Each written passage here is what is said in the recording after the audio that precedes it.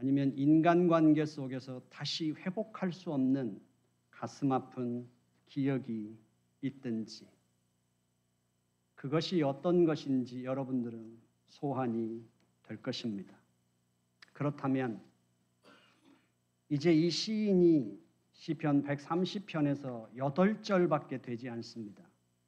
여러분들이 이 8절을 함께 읽으면서 어떤 느낌이 오셨습니까? 이 시인은 지금 하나님, 내가 깊은 수렁에 빠졌습니다. 주께 내가 부르짖습니다. 그렇게 구하고 있습니다. 우리가 인생을 살면서 인간이 겪을 수 있는 절망의 순간일 수도 있고 고통의 자리였을 수도 있습니다. 하지만 오늘 우리가 함께 대림절 마지막 주일에 함께 나누고자 하는 말씀은 우리가 이 세상에서 겪으면서 우리가 경험했던 좌절의 순간이나 고통의 순간을 뛰어넘어서 지금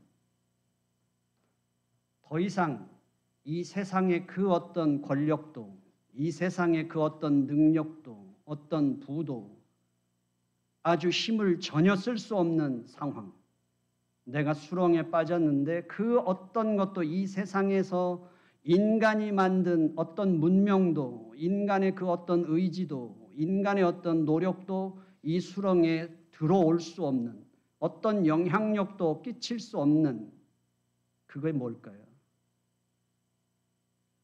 3절 말씀에서 시인은 고백하죠. 그것이 죄라고. 그 죄, 그것을 시인은 어둠과 혼돈으로 표현할 수 있을 것입니다. 이 시인이 경험한 깊은 수렁에 빠져서 내가 주께 부르짖습니다 라고 고백하는 것, 거기에서 이 절망의 끝없는, 인간으로서는 이 절망을 극복할 수 없고 이 절망을 바꿀 수 없는, 희망으로 바꿀 수 없는 인간의 최고의 절망, 그것은 죄였다 라고 지금 고백합니다. 우리 예수 믿는 사람들이 여기서 죄라는 것을 윤리적이고 도덕적인 차원에서 생각하신다면 여러분들은 아직 신앙 세계 속으로 못 들어왔든지 아직 신앙에 대해서 정확하게 붙잡지 못했든지, 분명한 것은 우리 인간의 영혼을 파괴하는 근원은 죄라는 사실이죠. 그리고 우리 인간은 그 죄를 극복할 능력이 없습니다. 이것을 어떤 상황인지 그냥 목사가 하는 말이라고 생각하는지 한번 생각해 보십시오. 우리 인간이 일상생활을 우리가 살아가면서 첫 번째, 법에 아주 정통한 판사가 있다고 생각해 보십시다. 법을 가장 정통하고 그 법을 올바로 사용할 수 있는 판사가 있는데 그 판사에게 지금 반사회적인 행동을 한 죄인이 재판정에 섰다고 생각해 보십시오.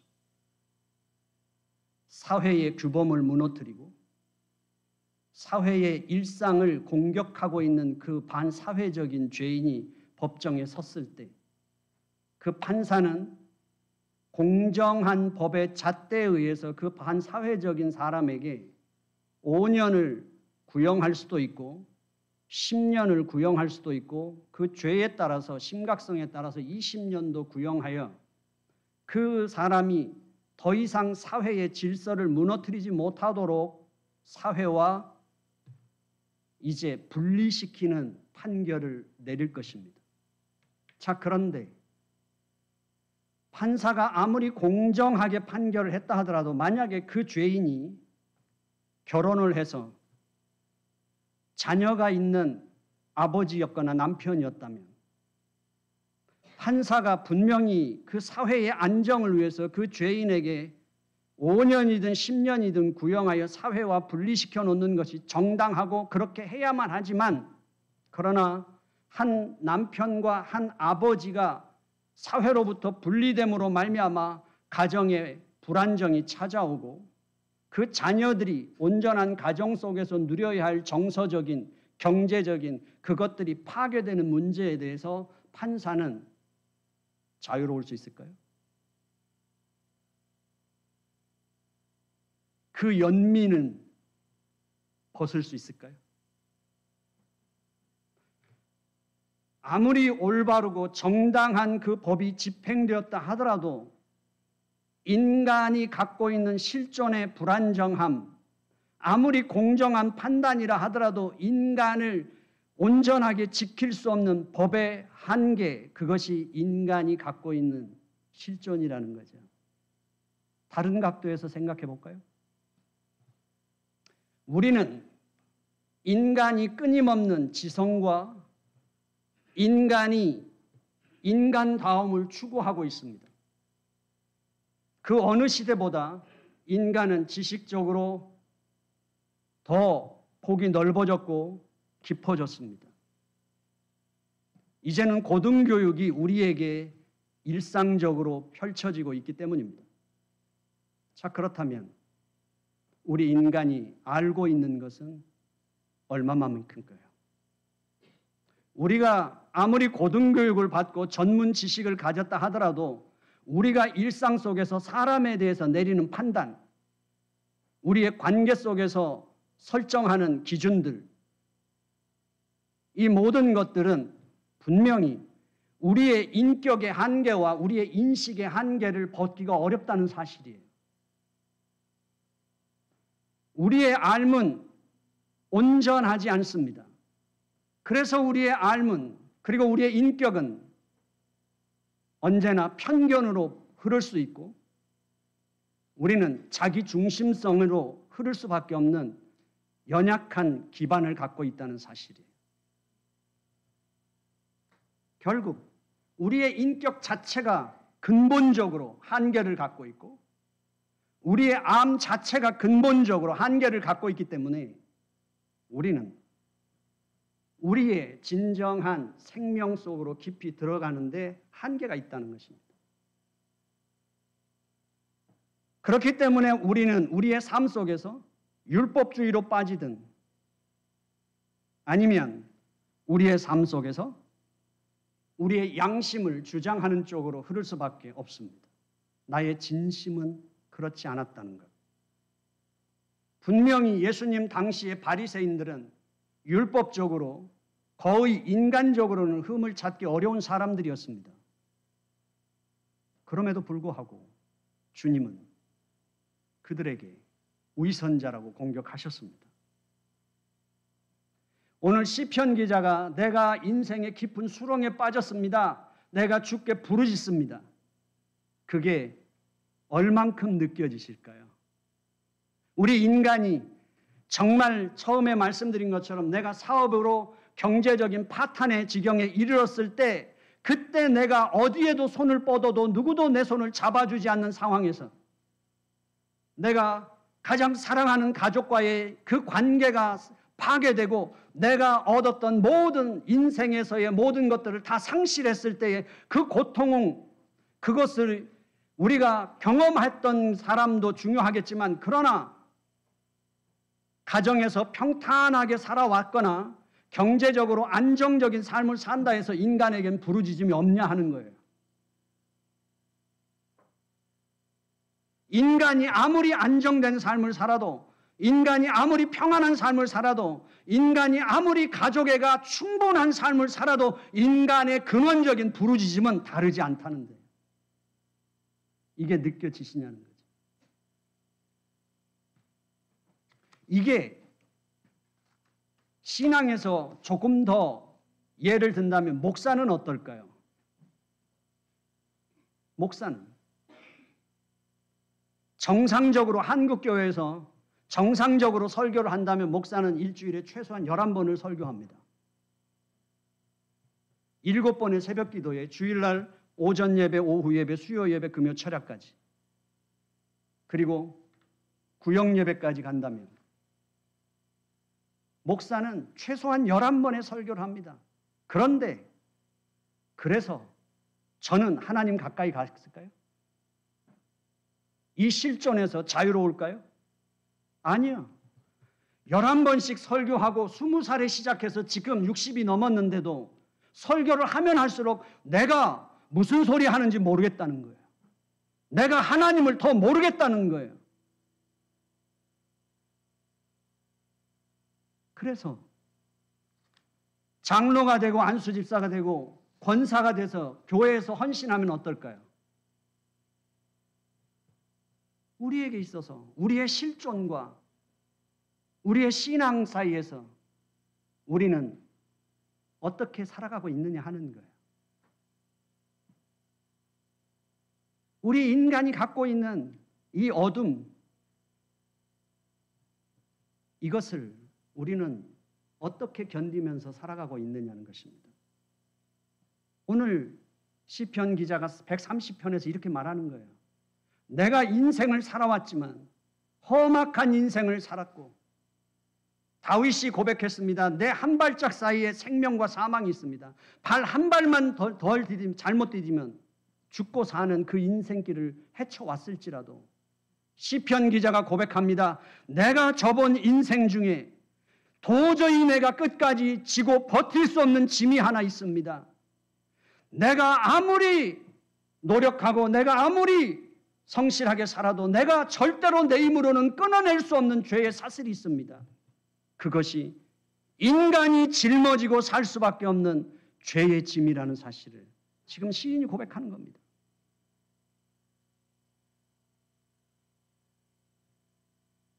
우리의 인생 속에 끊임없는 이 악순환, 이 반복됨, 결국 인간의 관계의 단절, 하나님과의 그 관계의 단절 속에서 그가 깊은 수렁에 빠졌습니다. 누구도 구원해 줄 수 없고, 이 세상에서는 누구도 구원해 줄 수 없지만 나 스스로도 이 웅덩이에서 빠져나올 수 없는 그 자리가 곧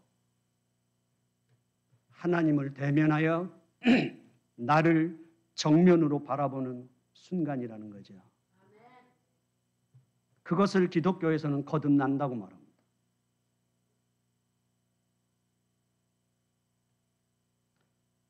그래서 3절 말씀에서 다시 보면 주께서 죄악을 지켜보실진데 주여 누가 서리이까? 세상 사람들이 아닙니다. 인격의 한계가 있고 인식의 한계가 있는 인간과 인간 사이에서가 아니라 전능하시고 전지하신 그 하나님께서 불꽃 같은 눈으로 나를 지켜보고 계신데 그 앞에 서 있을 자가 누구입니까? 여기서 선다는 건 버틴다는 뜻이 아니라 하나님 앞에 어떻게 설 수 있습니까? 다른 말로 표현하면 태풍이 불고 바다에 그 파도가 치는 그 파도 속에서 어떤 사람이 중심 잡고 서 있을 수 있습니까? 라는 뜻입니다. 없습니다. 누구도 설 수 없습니다. 영혼을 꿰뚫어 보고 계시는 하나님, 우리의 생각의 지남까지 지나가는 것까지 지켜보시는, 그리고 알고 계신 하나님, 그 하나님 앞에서 우리는 어떻게 서 있을 수 있다는 말입니까?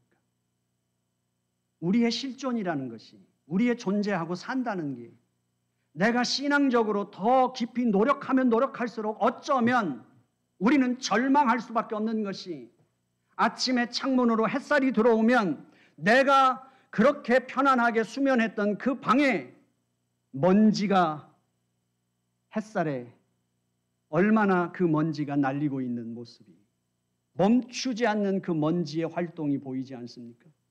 내가 하나님의 빛에 더 비춰질수록 우리 존재가 어떤지, 나의 실존이 어떤지, 우리의 상태가 어떤지 더 드러난다는 말이죠. 지금 시편 기자가 말하는 겁니다.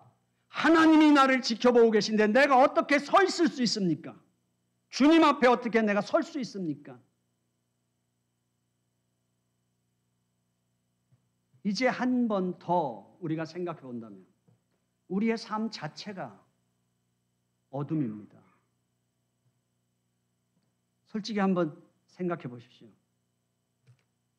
지금 우리가 사는 시대는 비약적인 발전을 했습니다. 그 비약적인 발전의 문명은 인간의 끊임없는 노력과 훈련에 따라온 것입니다. 그런데 우리는 물어봐도 될까요? 2000년보다, 아니 비약적으로 발전한 지난 100년 사이에 그때보다 인류는 생명에 더 좋은 영향을 끼쳤을까요? 그렇게 장담할 수 있을까요? 아니, 인간은 도대체 어떤 존재입니까? 사람이 뭡니까? 사람이 뭐냐는 것보다 더 어려운 질문은 산다는 게 뭐냐는 거예요. 내가 살고 있으면서도 산다는 게 뭔지 끊임없이 질문밖에 던질 수 없다는 거예요.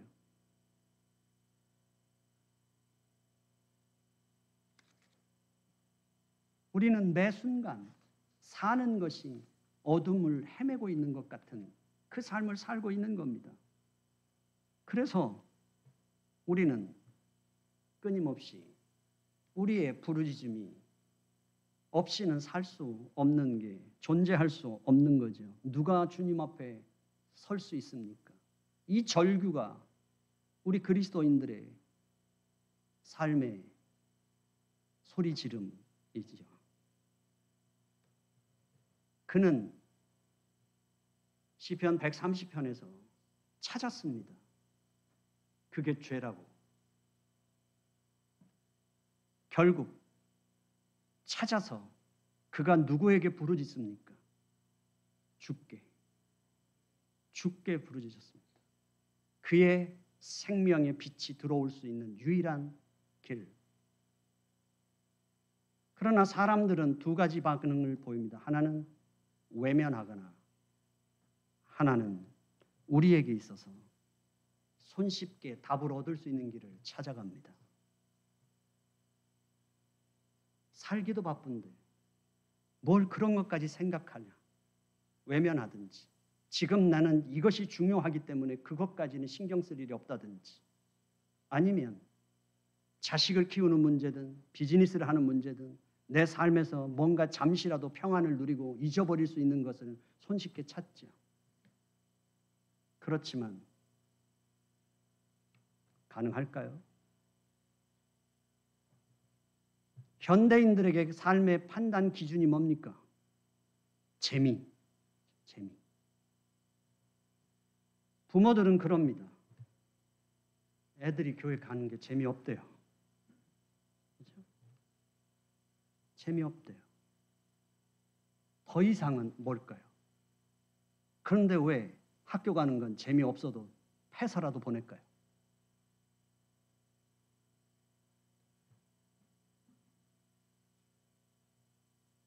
아니면 돈이에요. 뭐가 생겨야 되잖아요. 안 생기면 안 움직입니다. 인간 자체를 너무 거룩하게 보지 마십시오. 솔직히 말하면 돈이 생긴다면 우리는 무슨 일이라도 할 수 있는 게 인간이에요.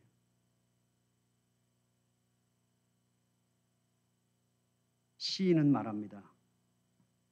나 곧 내 영혼이 여호와를 기다리며 나는 주의 말씀을 바랍니다. 나와 내 영혼을 등치시켰습니다. 나는 곧 내 영혼입니다. 내 육체와 내 마음, 내 정신, 그걸 뛰어넘어 내가 존재할 수 있는 나의 진정한 근원이요 나 자체는 내 영혼에 달려 있습니다. 그래서 6절 말씀에서 고백하잖아요. 파수꾼이 아침을 기다림보다 내가 주님을 더 고대합니다. 참으로 파수꾼이 아침을 기다리는 것보다 내가 주님을 더 고대합니다. 내 가족이, 내 이웃이 한 성 안에서 무방비 상태로 수면을 취할 수 있도록 그 칠흑 같은 밤에 가장 인간으로서 지키고 살려야 하는 그 긴장, 최고의 긴장감을 갖고 밤을 지셉니다. 두려운 그 순간을 최고의 긴장으로 밤을 새우며 저 지평선 너머에서 노란색인지 분홍색인지 태양의 빛이 비춰오르기 시작할 때까지 우리에게 정말 우리는 예수 그리스도를 그렇게 갈망하고 있을까요? 우리의 인생에서 정말 그 예수 그리스도가 아니면 내가 살 길이 없음을 알고 있을까요? 오늘 시편 기자는 말합니다. 4절 말씀에서 주에게는 사요하심이 있습니다. 7절 말씀에서 8절 말씀에서 주에게는 넉넉한 속량하심이 있습니다. 희망이 보이십니까? 성경은 말합니다. 구약 성경에서는 오직 죄의 용서는 하나님께만 있다고. 예수님이 오셨을 때 유대인들은 예수를 공격할 때 죄의 용서는 하나님께만 있는데 네가 감히 누군데? 이게 우리에게 어떤 복음의 빛일까요? 우리의 실존의 한계와 인격의 한계와 인식의 한계가 있는 우리 인간이 행하는 용서가 진정한 용서를 경험해 보셨습니까? 우리는 더불어 살아가야 하기 때문에 어느 선에서 타협하고 묻어두고 유보한 것뿐이지 우리의 기억은 지워지지 않습니다. 그를 대할 때마다, 그를 생각할 때마다 우리의 기억이 살아있는 한 우리는 옛날 관계로 돌아갈 수 없습니다. 하나님은 용서하십니다. 하나님 그분이 사요하시며 그의 속량하심이 넘치기에 그분이 용서하시면 그 누구도 그 용서를 막을 자가 없습니다. 시편 기자가 그것을 찾았습니다. 그리고 그는 그걸 알았기에 파수꾼이 새벽을 기다리는 것보다 내 영혼이 주님을 고대합니다. 반복하고 반복하며 자기 영혼의 절박함과 자기의 운명을 뼈저리게 느끼면서 상처난 그 피부를 뭔가 새꼬창이가 긁는 마음처럼 그 통증을 느끼며 하나님 앞에 이 기도를 드리고 있는 것입니다. 그러면 우리가 하나님 앞에서 이렇게 깨어 있으면 우리의 실존이 발견되면 우리의 삶은 다 해결될까요? 분명한 건 한번 생각해 보십시오. 성령 체험했을 때 매일같이 찬양이 나오고 기도하기 싫어도 기도하고 입만 열면 예수님 자랑하고 그래서 너무 좋아서 신학교 가고 목사가 되고 선교사가 됐다고 쳐보십시오. 그래서 늘 나는 기뻐요, 정말 기뻐요로 살 수 있을까요? 우리 인간은 그럼에도 불구하고 아직 죄로부터 자유롭지 못한 우리 인간은 우리의 신앙생활이 늘 밋밋하게 변해가는 거 아닙니까? 그래서 우리는 둘 중에 하나 빠집니다. 율법주의로 빠지든지 아니면 냉소주의로 빠지든지 아니면 열광주의로 빠지든지. 그래서 말하지 않습니까? 교회 다녀봐도 별거 없더만. 다 그 사람이 그 사람 아니야? 이 세들은 어떨까요? 다 어른들은 어떻게 생각할까요? 하지만 우리는 예수를 믿었어도 자기 중심성과 자기 분열성에서 벗어날 수 없습니다. 부부 사이에도 부모와 자식 사이에도 형제 사이에도 멀리 가지 않고 늘 갈등과 충돌이 있습니다. 심각한 문제 아닙니다. 들어올 때 신발 벗어던지는 것부터 시작해서 양치질하고 칫솔 놓는 것부터 시작해서 손 닦고 비누 놓는 것부터 시작해서 사소한 것 같고 평생 안 바뀝니다. 그러고 우리는 충돌합니다. 그렇죠? 우리 존재 자체가 혼돈이고 어둠이에요. 그렇죠? 어떻게 해야 할까요? 우리는 늘 말합니다. 기독교가 말하는 대로 우리는 여기서 자유로울 수 있는 것, 여기서 해방되는 방법은 죽는 것밖에 없습니다. 죽어야 끝납니다. 이게 기독교 진리의 핵심 아닙니까? 죽어야 된다. 그런데 우리는 어떻습니까? 우리는 이미 이 세상에서 죽은 자처럼 사는 사람들이 그 죽음을 안고 받아들이고 이미 죽은 자처럼 사는 게 우리 그리스도인들 아닙니까? 예수 그리스도와 함께 죽고 예수 그리스도와 함께 생명을 얻은 자들입니다. 예수 그리스도와 함께 이 세상의 모든 것에서 죽고 우리는 이 세상과 상관없는 저 밖에 하나님의 영원한 생명을 갖고 이 세상에 사는 사람들이라는 사실이죠. 우리는 바로 그 죽음을 이미 경험한 자들입니다. 예수 그리스도 안에서 이미 그 죽음을 통해 생명이 온다는 걸 체험한 사람들입니다. 오늘 우리에게 있어서 그렇기 때문에 그리스도인들은 우리가 동일한 이 세상에서 동일한 삶을 사는 같은 인간의 삶일지라도 우리는 우리의 삶을 외면하지 않습니다. 우리는 우리의 삶을 포기하지 않고 버텨내는 삶이 우리의 삶인 것입니다.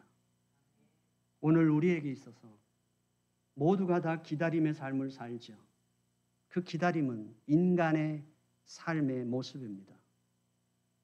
자라서 학교를 가고 좋은 성적을 받아서 좋은 대학교에 가고 이제 대학교 가면 여자친구 만나고 남자친구 만나서 사랑도 하고 이제 대학을 졸업하면 좋은 직장에 가서 연봉 많이 받는 직장에 가서 사회적인 경제적인 안정을 찾고 이제 결혼을 하고 가정을 이루고 자녀를 낳고 그리고 45세, 50세 전에 돈 모아서 은퇴해서 풍요로운 삶을 여유 있는 삶을 살고 싶은 것.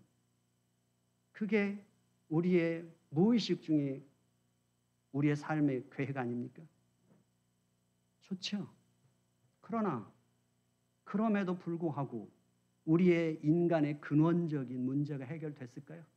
자식이 공부 잘하면 그때 누릴 수 있는 행복을 누리는 거예요. 좋은 데 취직하면 그때 누릴 수 있는 행복을 누릴 수 있어요. 하지만 그건 오래 가지 않습니다.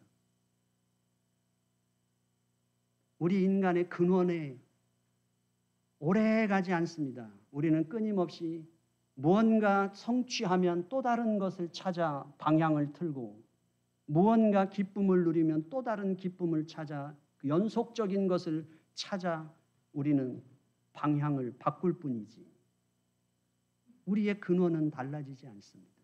그렇다 해서 우리의 삶이 가치 없다는 것도 아니며 그것이 잘못됐다는 것도 아닙니다. 누리셔야 됩니다. 교인들이 자녀들이 공부 잘할 때 이렇게 저한테 말씀하실 때 제가 하는 말은 똑같습니다. 순간을 누리십시오. 순간을 누리십시오. 아무나 누리는 거 아니지 않습니까? 다 공부 잘하는 거 아니고 다 건강한 거 아니고 다 성공하지 않습니다. 누리십시오. 그러나 우리는 그것에 모든 걸 걸지 않는 사람들입니다. 우리는 그 삶을 변함없이 살아가지만 그리고 그것을 누릴 기쁨을 누릴 수 있는 권리가 있는 사람들이지만 그러나 거기에 매여 살진 않습니다. 우리는 무엇을 먹을까, 무엇을 입을까, 무엇을 마실까 매여 사는 자들이 아니라 우리는 잃어버린 양 한 마리를 찾아 밤을 새든 산이든 강이든 찾아 헤매는 목자같이 우리는 우리의 일상 속에서 하나님께서 어떻게 우리의 삶 속에 들어오셔서 그분이 우리의 인생을 어떻게 이끄시며 우리의 삶을 어떻게 가꾸시는지 우리의 온통 신경을 거기에 집중하는 사람들이 하나님의 사람들입니다. 우리의 영혼이 거기에 달린 줄 아는 것이죠. 우리는 더 이상 내 눈으로 볼 수 있는 것, 눈으로 보고 기뻐할 수 있는 것, 내 손으로 잡고 누릴 수 있는 기쁨, 내가 입으로 먹어 누릴 수 있는 감각의 기쁨에 매이지 않으면 우리의 끊임없이 답없는 무적행과 같은 우리의 욕망, 아무리 채워도 허기진 우리의 욕망 속에 휘둘리지 않는 사람들, 바로 그 사람들이 하나님의 나라를 기다리는 사람들인 것이죠. 우리는 하나님 안에서 그 삶을 살아가는 사람들입니다. 여전히 우리는 부족합니다. 여전히 우리는 흔들립니다. 여전히 우리는 연약합니다. 그러나 우리는 그 흔들림과 연약함 때문에 포기하거나 삶을 외면하지 않습니다. 그것으로 우리는 그것이 우리의 더 큰 희망이요 빛인 것입니다. 우리 주 예수 그리스도 안에서. 그렇기 때문에 우리는 예수 그리스도의 오심을 고대하는 사람들이고 그분 안에서만 우리의 삶이 완성된다고 믿는 사람들입니다. 2024년 한 해를 살고 우리는 다시 그리스도께로 돌아갑니다. 매년 반복되는 성탄절이 아니라 한 해 한 해를 살면 살수록 예수 그리스도 그분만이 나의 이 불안정하고 나의 이 부실한 존재 자체 한순간에도 허물어질 수 있고 한순간에도 무너질 수 있는 우리의 연약한 존재를 뼈저리게 더 실감하며 우리는 예수 그리스도 그리고 우리에겐 수식어가 더 붙을 수 있습니다. 오직 주님만이. 다윗의 고백처럼 주님만이 나의 반석이십니다. 주님만이 나의 요새십니다. 주님만이 나의 길이십니다. 주님만이 나의 삶의 빛이시요 등이십니다. 이것이 그리스도인의 삶의 의미이고 우리가 살아가는 신앙 동안 하나님께서 우리에게 주신 시간을 채워가는 우리의 삶의 기쁨인 줄로 믿습니다. 기도하겠습니다. 하나님 아버지, 주님 앞에 왔습니다. 오늘 우리들에게 시편 130편을 통해서 우리가 집중해야 할 것이며 우리가 가장 깊은 신앙의 세계가 어디인지를 깨닫게 해주신 주님 감사합니다. 하나님 아버지, 우리에게 정말 내가 발을 딛고 사는 이 세상에서 하루를 살면 더럽혀지고 냄새나고 씻어야만 하는 우리의 삶 속에 하루를 살면 허기지고 배고프고 하루를 살면 피곤의 한계에 달하는 저희들에게 아버지 하나님, 우리들에게 우리 자신을 볼 수 있는 영안을 열어 주시옵시고 우리의 삶을 느낄 수 있는 지각을 열어 주시옵시서. 주님께 내 목소리로 주님이라고 부를 수 있게 해 주시옵시고 오직 주님만이 나의 삶의 생명과 소망이 되심을 사랑이 되심을 고백할 수 있는 저희들 되게 해 주시옵소서. 예수님의 이름으로 기도드려 싸움나이다. 아멘.